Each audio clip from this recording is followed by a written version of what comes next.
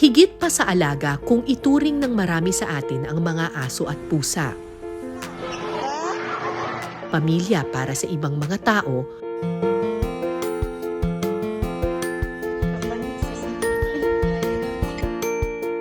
pero kung di natin pag-iingatan, may panganib rin palang dala ang mga ito.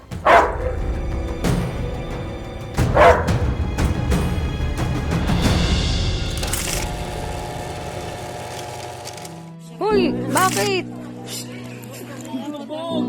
Bata pa lang, mapagmahal na sa mga aso at pusa si Van.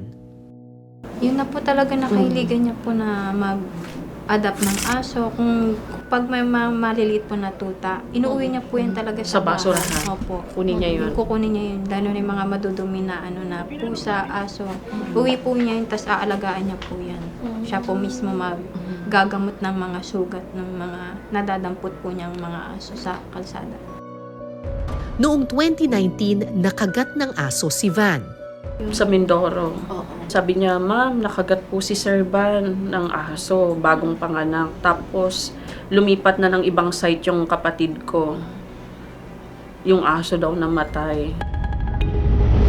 Dahil maliit lang naman daw ang sugat at wala naman siyang naramdamang kakaiba, hindi nagpa-inject ng anti-rabies vaccine si Van. Nagdaan ng mga taon, wala namang naramdaman na kahit anong sintomas si Van. Pero makalipas ang 5 taon, ang maliit na sugat dahil sa kagat ng aso, malaking panganib pala ang dala sa buhay ni Van.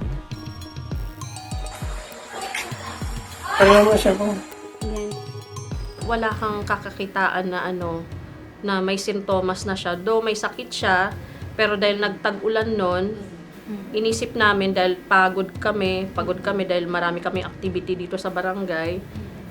Inisip namin, ang lagnat niya dahil lang sa pagod. Tapos andito din yung asawa niya, so wala kaming time na tanungin siya kung ano bang nangyari sa'yo. Bukod sa lagnat, may napansin na rin daw silang pagbabago sa ikinikilos ng kapatid. Ayaw niyang uminom, ayaw niya ng hangin. Hindi siya po makahugas ng kamay. Doon na po siya parang nagtaka na binuksan niya po yung gripo, tas ayaw ng kamay niya, nagaganon-ganon po yung mga kamay niya, nanginginig po. Ayaw niyang uminom ng tubig. Ayaw niyang uminom, ayaw niyang maghugas. Para daw po may nakabala daw po dito yung sa lalamunan daw po niya. Oo. Tapos? Yung wife niya, nagtanong dun sa doktor na kaibigan niya, bakit ganito yung si Van. Yun, sinabi nga po na, nako, yung dalhin na agad, kasi yan na, rabies. Nang magpatingin si Van sa doktor, kumpirmado, infected siya ng rabies virus.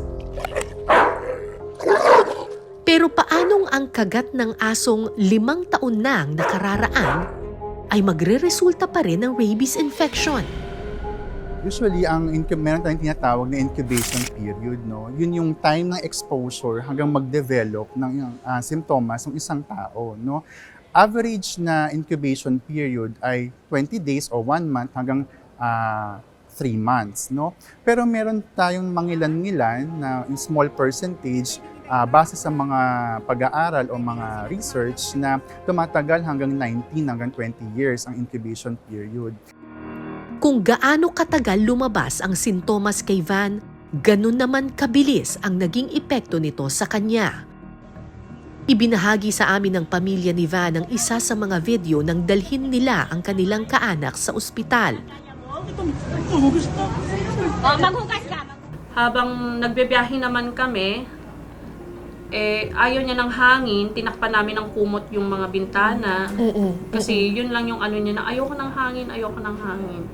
Tapos may mga na siya na ma, I love you, ate, I love Nagpapaalam you. na. May ganun na siya. Yung time na po na yun, ang tagal po nilang nagyakapan ni mama, tapos umiiyak na po kaming dalawa. Sabi niya, huwag kayo umiyak, di ba ayoko nga nang umiiyak. Sabi niya, gagaling ako. Sabi niya, okay lang ako, pero Madaling araw, nag-start ng nag-iiba yung mood nag-iiba niya. na yung mood niya po talaga.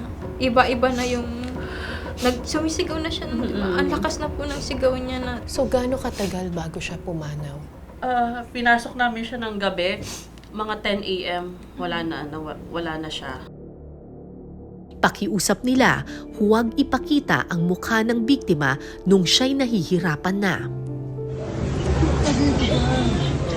June 28, binawian ng buhay si Van dahil sa rabies. Malayo sa bituka pero malapit sa langit. Malapit. Yun na lang yung inaano ko na hindi biro yung kagat ng aso kasi yung pagdadaanan nung nakagat, yung makita mo siya na mawala ng hininga hanggang kahuli-hulihan, yun yung pinakamasakit. Mararanasan talaga ng tao, yung pamilya na maiiwanan.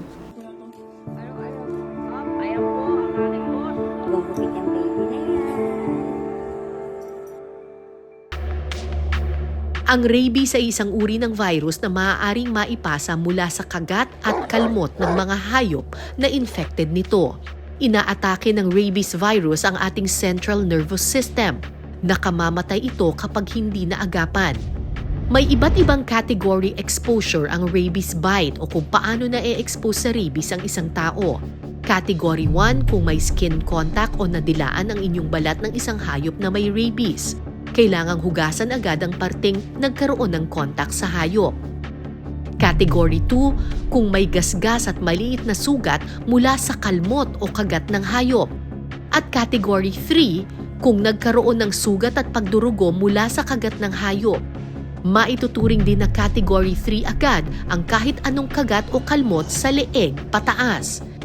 Kailangang magpabakuna ng anti-rabies vaccine kung ang exposure ay nangyari sa Category 2 at Category 3. Minsan may nagmamanifest yung mga hayop natin na or mga alagang pusa o aso na naglalaway o parang nagiging hypersalivation. Ganun din sa tao, no? Kapag ang isang tao ay infected na ng rabies, no, nagmamanifest ito as number 1, yung pagiging balisa, pagiging hyperactive, at worse, meron pa tayong nakikita na takot sa tubig or takot sa hangin. Ibig sabihin nito, umabot na talaga yung virus sa central nervous system o dun sa utak.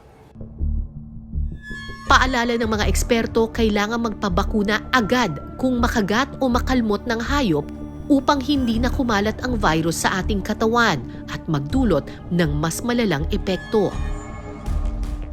Once na na-expose ka sa isang exposure ng hayop o aso o pusa na nakagat, no, whether ikaw immunocompromised or immunocompetent, ikay magiging exposed or magiging potential na pwedeng magkaroon ng rabies infection. Sa mga nagdududa pa rin mga vaccine hesitation, no, ang rabies vaccine o ang bakuna ay masusing na pag-aralan, and over the years napatunayan na ito'y mabisa at ligtas, na nakakapag-protekta ito at makakapag-prevent ng rabies infection.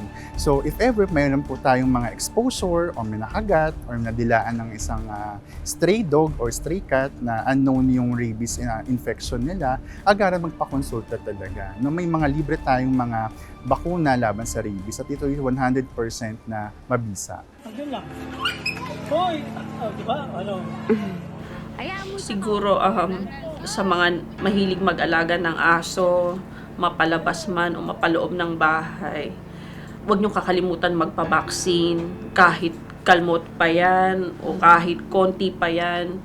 Huwag niyo i-risk yung buhay niyo sa ganung pangyayari lang. Though mahal natin mag-alaga ng mga hayop na kahit ano pa yan, itindihin din natin na may buhay din tayo na kailangan ingatan para sa pamilya din natin. Basta wag lang nila baliwalain kasi yun yung pinaka mahalaga doon. Nasa huli lagi kasi ang pagsisisi. Para naman sa pet owners, maging responsable at pabakunahan ang mga alagang hayop. Sa mga fur parents, no, tandaan natin na responsibilidad natin ang ating mga alaga. No? Ang pinaka-advice, bakunahan natin ang ating mga fur babies o yung mga alagang aso, pusa, yearly. No? Para maging sapat yung kanilang immune system laban dun sa, if ever, may possible na rabies exposure din sila. Pangalawa, huwag natin hayaan na lumabas o makawala yung ating mga alagang aso o pusa. Ang animal control, ang laban against rabies po ay again, everyone's responsibility. Kailangan po effort, pagtutulungan sa komunidad. No? Una sa lahat, ang mga pet owners po, kailangan mapabakunahan natin ang mga alaga natin every year. Nasa batas po yan na kailangan napapabakunahan sila every year para sa proteksyon ng ating mga alaga, ng ating pamilya at ng ating mga sarili. Sa tala ng Department of Health mula Enero hanggang Setyembre ngayong taon, mahigit 300 tao na ang na-infect at namatay dahil sa rabies. Karamihan mula sa kagat ng aso. Mas mataas ito kumpara sa mga naitalang kaso noong nakaraang taon. Kabilang ang Pilipinas sa mga bansa kung saan public health concern ang rabies. Sa San Lazaro Hospital, being the biggest animal bite center, sapat naman yung supply ng ating bakuna laban sa rabies. Siguro nung makakamakailan, nung nagdagsa talaga yung ating mga pasyente nagpapabakuna, may mga pagkukulang. Pero nagkakaroon kami ng mga emergency purchase. No? So talagang napupunan, nasusupplyan talaga. Dahil sa tumataas na bilang ng rabies infection sa bansa, isa sa mga hakbang na nakikita ng pamahalaan ang dog population management o pagkontrol sa pagdami ng stray cats and stray dogs. Aabot kasi sa 12 milyong aso at pusa ang paggala-gala sa Pilipinas. Ayon sa Republic Act 9482 o ang Anti-Rabies Act of 2007, responsibilidad ng lokal na pamahalaan ang pagkontrol sa stray animals upang maiwasan ang pagkalat ng rabies. Sa Barangay Payatas, Quezon City, may sarili silang staging area para ilagay ang mga nahuhuli nilang stray dogs. So ito pong mga aso na ito po ay nahuli sa kalsada or sinurrender po? Eto, sinorender kasi masyado na siyang matapang, delikado. Then itong mga daras, mga asong gala siya. Mga asong gala. Yung tinatawag nilang naulol na nagalaman. Okay, okay. Kinukuha namin kasi nakakakagat na siya. Okay. Nangahabol. Tapos itong mga ito, dadalhin nyo pa sa City Pound? Opo, after 1 week. 1 week po yung time, frame para dalhin doon. So itong lugar na ito, parang staging area lang nila. Hindi talaga dito nananatili yung mga aso. Kapag ikaw ay isang dog owner, gusto mong mag-surrender ng aso mo kasi hindi mo na maalagaan, binibigay sa kanila, tas kayo, tine-turn over ninyo. Turn over namin sa city. Sa City Pound? Opo.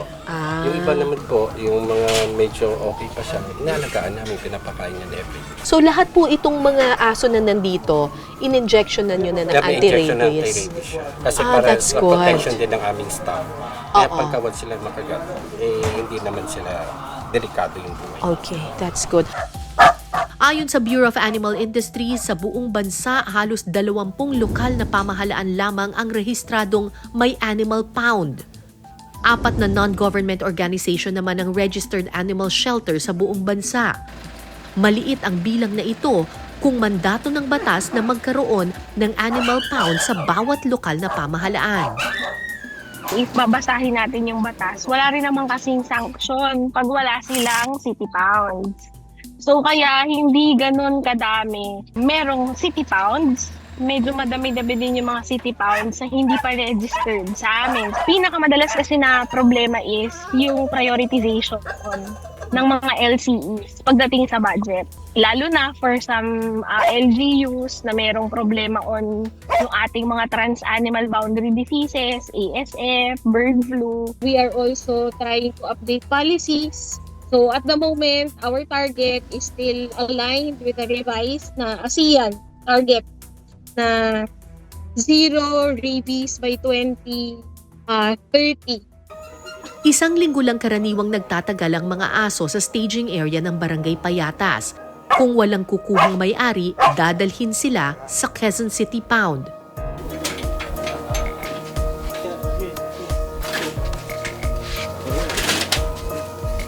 Ngayong araw, may mga asong nakatakda ng i-turnover sa City Pound.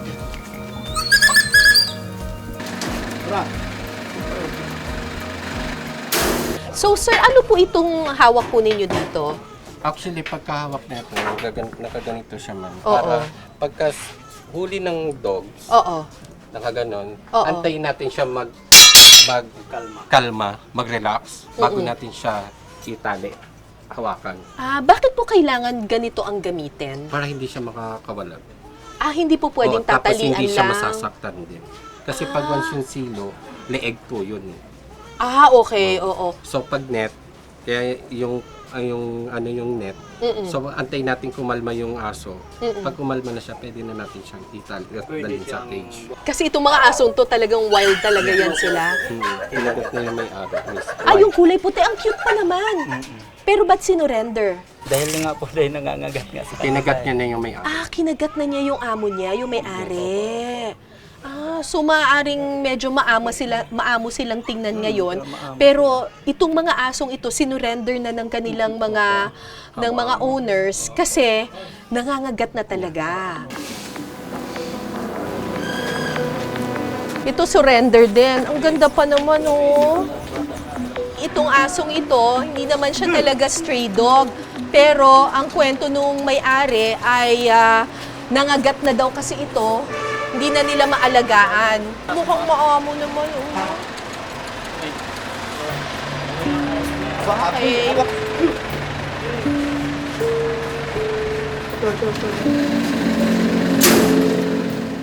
Actually, confusing kasi yung definition natin ng stray. So, problema natin ang roaming. Kasi based dun sa studies na ginawa natin in 2017, wala tayong stray. Instead, meron siyang may-ari, but at certain time of the day, hinahayaang gumala sa kalye. So, they're owned but roaming. So, yes po, sobrang laking problema yan. There also a big risk of acquiring rabies. Kasi hindi natin alam sino yung makakasalamuhan nila sa kalye. Bawat isa sa mga asong ito ay dadalhin ngayon sa City Pound.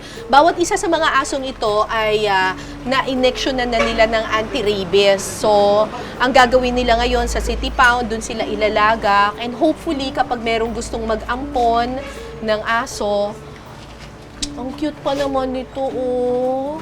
Sana makahanap sila ng bagong pamilya.